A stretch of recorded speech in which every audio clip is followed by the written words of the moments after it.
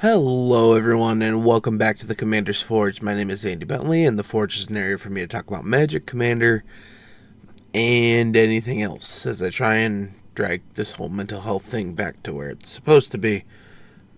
And we're nowhere near that yet. Now today I want to talk about when we need to take a step back because, man, I'm going to be 100% honest here, I'm struggling. There's just too many things to pay for, not enough hours in the day, and I needed to take a step back and assess some things.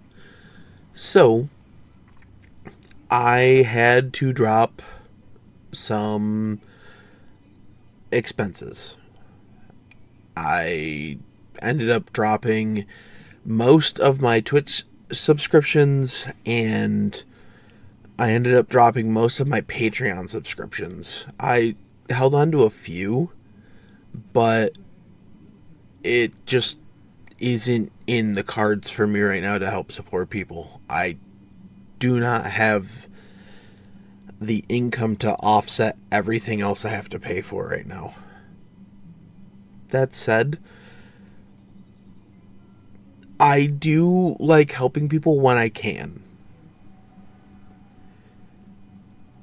But it's gotten to the point where I can't right now. And there's nothing shameful about that. It's just the way life is going right now. Which sucks because I'm making the most money I've ever made in my life. It's just everything is so damn expensive right now. But enough of that. I did have a plan for things I wanted to talk about today, but sitting down and having that conversation with myself kind of won out. And yeah, I do try and keep things pretty light around here, but I start off every episode with saying I'm trying to drag my mental health back to where it should be.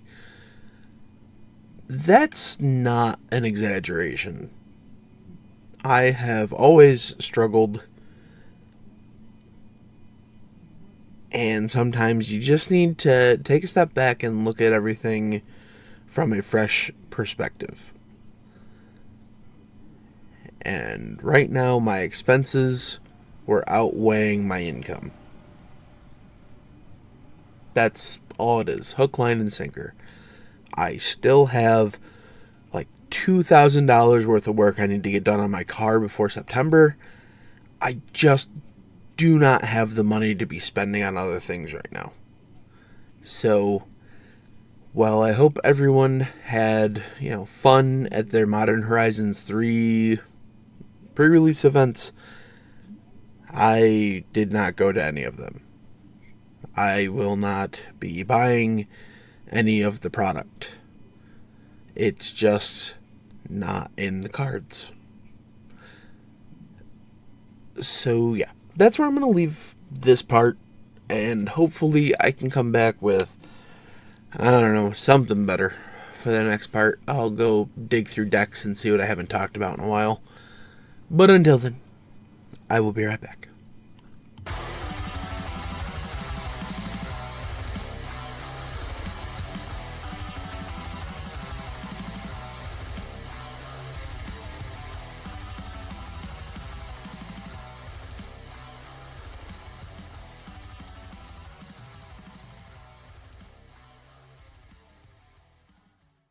Alright, and we're back. So today we're going to talk about a token deck that's actually an equipment deck. Yeah. So back with Phyrexian Become One, blah blah blah, there was a commander deck.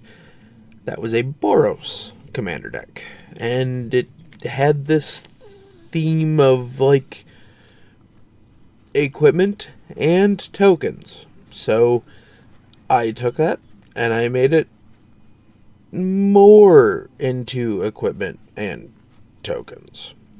So, the face commander for that deck was Niali Sun's Vanguard for 2 red-white. It is a 3/3 human rebel. Attacking tokens you control have double strike. Whenever one or more tokens you control attacks a player, exile the top card of your library. During any turn you attacked with the token, you may play that card. Not bad, but also not who we went with for the commander. We went with Othari, Sun's Glory. For 3 red-white, it is a 3/3 Phoenix with flying, lifelink, and haste. Whenever Othari attacks, you get an experience counter. Then create a 2/2 red rebel creature token that's tapped and attacking for each experience counter you have. And for 2, a red and a white, tap an untapped rebel you control. You can return Othari from your graveyard to the battlefield tapped. That's the main reason I'm running it as the commander. It has an easy way to get it back out of the graveyard. But also, experience counters stack. So every time your commander is removed and comes back, it's still making more tokens than it did originally. And I enjoyed that. Now, I can kind of sum up what the deck wants to do with 2 cards. The first one being Intangible Virtue. 1 and a white. For an enchantment, creature tokens you control have +1/+1 and Vigilance. The next is Sword of Vengeance. 3 mana equipment. Equipped creature gets +2/+0, has First Strike, Vigilance, Trample, and Haste, and equips for 3. It's tokens and equipment. So I just kind of threw some of the things that care about equipment in the deck. I threw equipment in the deck, and then I threw things that care about having tokens and or making tokens in the deck. Part of what inspired me to build this deck was I wanted a place to play the equipment that had the 4 Mirrodin ability, which is when it enters you make a 2/2 rebel and attach it to it. So in that vein, we have like Hexgold Hoverwings, which is 3 and a white. The equipped creature has flying. Creatures you control that are equipped get +1/+0, and it equips for 2 and a white. Hexplate Wallbreaker is 3 red for an equipment. Equipped creature gets +2/+2 whenever the equipped creature attacks. If it's the first combat phase of the turn, untap each attacking creature after this phase. There's an additional combat phase. If we have something that can produce mana, specifically 4 mana, with the equip cost of 4, or if we have ways to reduce it, and you can constantly shift it to, another creature, that's one way we can take multiple combat steps in one turn. Glimmer Lens is 1 and a white for an equipment.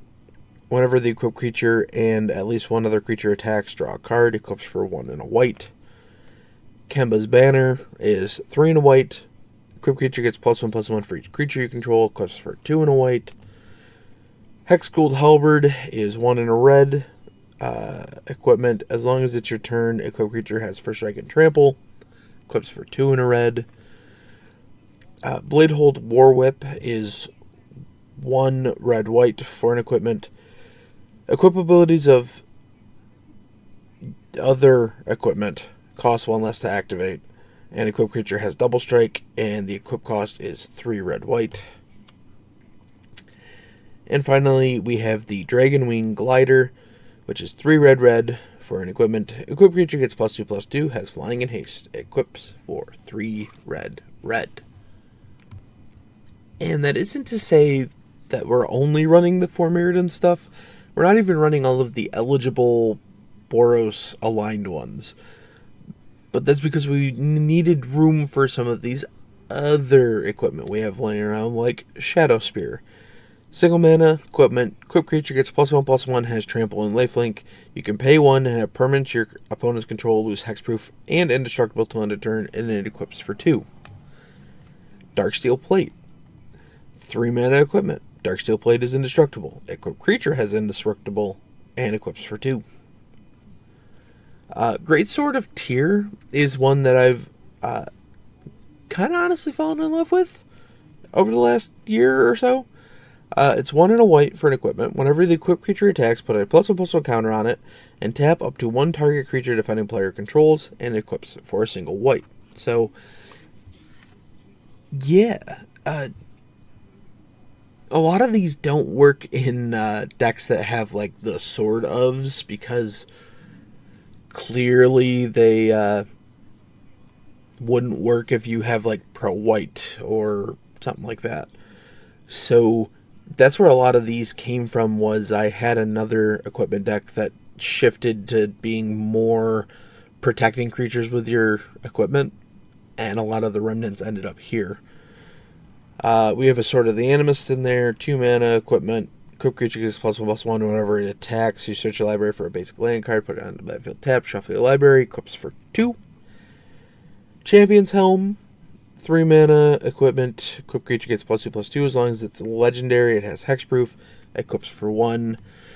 And the best one we have in here is Hammer of Nazan, 4 mana, equipment. Whenever it or another equipment enters the battlefield under your control, you may attach that equipment to target creature you control. The equipped creature gets +2/+0 and has indestructible. Now, a bunch of the creatures that didn't fit in that other deck also made their way into this deck, and some that I have multiple copies of also made it into this deck. Like, I have a Pure Steel Paladin in here. It's white for a 2/2 human knight. Whenever an equipment enters the battlefield under your control, you may draw a card. And it has Metalcraft. Your equipment have 0 to equip as long as you control 3 or more artifacts. So that helps with getting around some of those expensive equip costs. The next one helps protect creatures. It's a red and a white for a 2/2 dwarf warrior by the name of Cole the Forge Master. Whenever another non-token creature you control dies, if it was enchanted or equipped, return it to its owner's hand. But creature tokens you control that are enchanted or equipped get +1/+1. So, this is a great way to, protect any of the non-token creatures I'm talking about here. But also, good way to push through damage with those 4 Mirrodin triggers, because they are equipped tokens from the get-go. So, yeah. We threw an Arden, Intrepid Archaeologist, in here, which is 2 and a white for a 2/2 Core Scout. At the beginning of combat on your turn, you may attach any number of auras and equipment you control to target permanent or player. It has partner. Used to have him paired with, what was his name? Rogra? Something like that? I don't know. Continuing on, we have a Stoneforge Mystic in here. It's 1 and a white for a 1/2 Core Artificer. When it enters the battlefield, you search your library for an equipment card, reveal it, put it in your hand, shuffle your library. You can pay 1 and a white and tap it to put an equipment card from your hand onto the battlefield. This is another way to cheat some of those expensive equipment into play. I ended up pulling the Jorkadine First Gold Warden and thought that probably fit here better than anywhere else. It's a red and a white for a 2/2 human rebel with trample. Whenever Jorkadine First Gold Warden attacks, it gets +X/+X until end of turn, where X is the number of equipped creatures you control. Then, if his power is 4 or greater, draw a card. Could be the commander, but does not actively have a way to give us tokens or care about tokens. You know what I mean? So, he sits in the wings. Yeah. Next up, we have Balan Wandering Knight. 2 white for a 3/3 cat knight with first strike. He has double strike as long as there are 2 or more equipments attached to it, and you can pay 1 and a white to attach all equipment you control to Balan. So it can be a fun, Alpha Strike out of nowhere. If you attack with multiple things, and depending on how they block, you can just move everything onto Balan. And then, as long as you have something that gives him, trample and double strike, you're gonna push through a ton of damage. Next up, we have the pair of Danithas. We have Danitha Capuchin Paragon for 2 and a white. She is a 2/2 human knight. She has First Strike, Vigilance, and Lifelink. Aura and equipment spells you cast cost 1 less to cast. That's the main reason she's in here, is the cost reduction. Next up, we have Danitha Benalius Hope for 4 and a white. She is a 4/4 human knight with First Strike, Vigilance, and Lifelink. Whenever she enters the battlefield, you can put an aura or equipment card from your hand or graveyard onto the battlefield attached to Danitha. So again, cheating costs, but also digging them out of the graveyard, which can be very good, you know? And last up in this section, we have Halvar, God of Battle, which is 2 white for a 4/4 god. Creatures you control that are enchanted or equipped have double strike. At the beginning of each combat, you may attach target aura or equipment attached to a creature you control to target creature you control. So, again, this helps augment our equipped creatures. It also helps cheat mana costs for equipment, and for equipped costs. But it also has Sword of the Realms as the backside, which is 1 and a white for an equipment. Equipped creature gets +2/+0 and has Vigilance. Whenever the equipped creature dies, return it to its owner's hand and equips for 1 and a white. So, depending on the situation, if you want to start pushing damage, you play the front side. If you're in a situation where it's just your commander attacking, you might be better off with the Vigilance and protecting it. So it depends on the situation you're in. Alrighty. Finally, we have a few utility spells that just fit in this kind of deck. First up, we have Sigarda's Aid. Single white for an enchantment. You can cast your auras and equipments as those that had flash. Whenever an equipment enters the battlefield under your control, you may attach it to target creature you control. Steel Shaper's Gift is a single white for a sorcery. Search your library for an equipment card. Reveal the card, put it into your hand, shuffle your library. Open the Armory is 1 and a white. Sorcery, search your library for an aura or equipment card. Reveal it, put it into your hand, and then shuffle your library. Felidar Retreat pulls double duty here. It's 3 and a white for an enchantment. Landfall, whenever a land enters, you either make a 2/2 cat beast creature token, or you put a +1/+1 counter on each creature you control. Those creatures gain Vigilance until end of turn. So depending on where we are in the game, if we need to get a board presence again, we just make cats. If we don't, we get to start attacking and leaving our stuff up to block too. These are all very good. And for the last two, we have Finale of Glory, which is X white for a sorcery. Create X 2/2 white creature, soldier creature tokens with Vigilance if X is 10 or greater. Also, create X 4/4 white angel creature tokens with flying and Vigilance. So, this is just a army in a can, you know what I mean? As long as you have 12 mana, which in a game of Commander is not that hard to get to, you just go ham. And then, if you have something that is giving all of your creatures haste, which we do run haste enablers in here, you can just win the game out of nowhere. But speaking of winning the game out of nowhere, the last card I want to talk about is Call the Coppercoats. This was one of my favorite cards from the set it came out in. It's 2 and a white for an instant. It has Strive, so the spell costs 1 white more, 1 and a white more to cast for each target beyond the first. Choose any number of target opponents. Create X 1/1 white human soldier creature tokens, where X is the number of creatures those opponents control. And that's kind of it. That's the deck. I mean, sure, there's more to it, but I never do like an exhaustive review of my decks. I give you like a quick snapshot. That said, I hope y'all have a good whatever day you happen to listen to this. And remember, it's okay to take a step back. Because sometimes, especially now, life is expensive. And paying the bills needs to come first. As much as that sucks. But bye-bye, and I will see you next time. Thank you for listening. All of my links can be found in my link tree in the description below.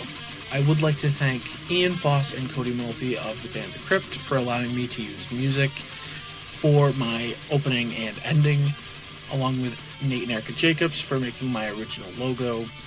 And I would also like to thank Christina McNichol for creating my new logo. And I'll see you next time.